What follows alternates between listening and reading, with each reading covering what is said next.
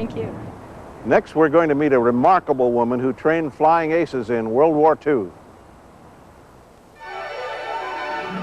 Air victory in World War II glows forever in history. Dimmer in memory, though, are the quiet heroes behind the headlines. People like the pre-war civilian aces who trained fighter pilots for survival. People like Glady Buroker. Now a grandmother of 6 and an advanced flying instructor, Gladys is a true aerial pioneer. A teenager in aviation's adolescence, she just jumped into a career. I had an old Indian 4-cylinder motorcycle that was my transportation at that time, so I drove to Seattle and started asking around about parachute jumping. The night before her first jump, practice was promising. I backed out, got back out on the wing like this, and was standing here with hanging onto the front cockpit and the back cockpit, and I let go. I could reach my ripcord fine, nothing to it. The next day, at 3,000 feet and 80 miles an hour, the ripcord seemed a lot smaller.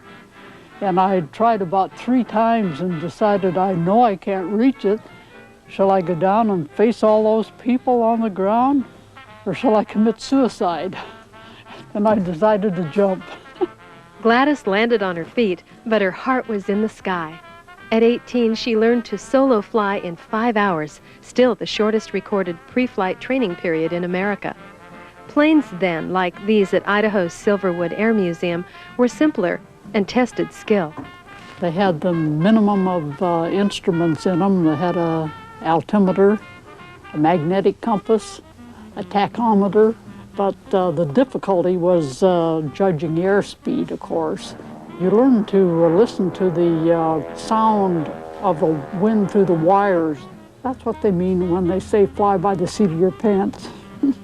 By 1938, Gladys was a rated instructor. The next year, she was teaching in a civilian pilot training program at an all-male college. She taught everything in ground school, from navigation to meteorology. After Pearl Harbor, it changed to war training service. Many of the pilots who went on to win the air war learned to fly, with help from Gladys, in planes like these.